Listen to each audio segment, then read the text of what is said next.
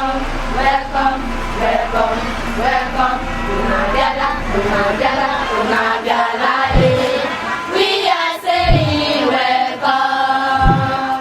Back in March, I arrived in Nigeria at the airport in Lagos for the 6th time.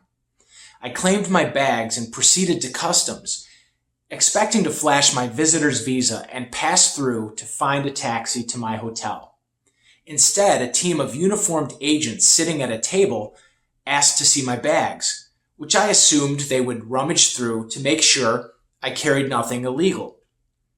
One of the agents looked over my bags lying on the table, but didn't open them. He then looked up at me with a big smile and said, "Your bags are fine. Now, do you have any chocolate for me?"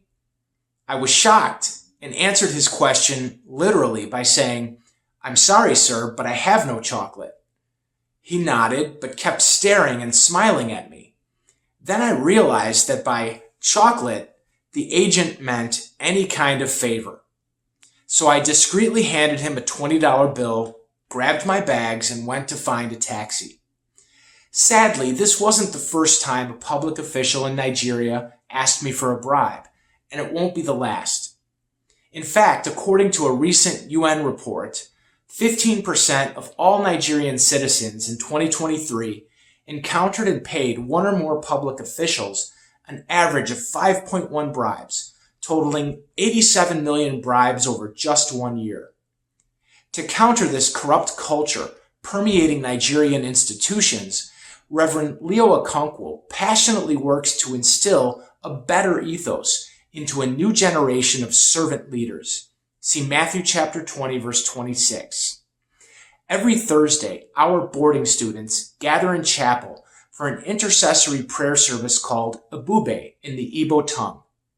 Since purity of soul makes prayer more efficacious, see Matthew chapter 5, verse 24, Reverend Leo exhorts his proteges to make sacrifices for each other as preparation for their weekly group prayer.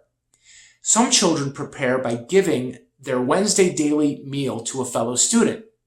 Recent senior secondary graduate Ibe Serafina recounts, "When I was in SS2, I gave my yam porridge to a junior secondary student who was crying and hungry on a day when our meal was very small."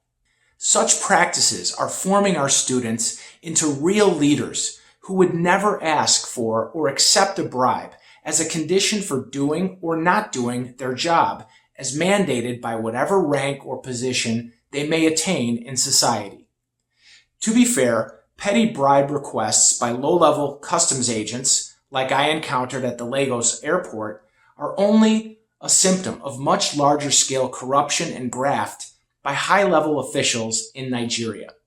For instance, the recently elected president of Nigeria was criticized for acquiring a new $100 million presidential airplane for official travel when millions of Nigerians are literally starving due to food scarcity and hyperinflation.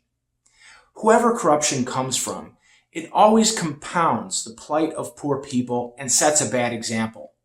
Reverend Leo laments, "When parents or public officials ignore the circumstances of alarming poverty, they pass harmful attitudes and habits on to the next generation."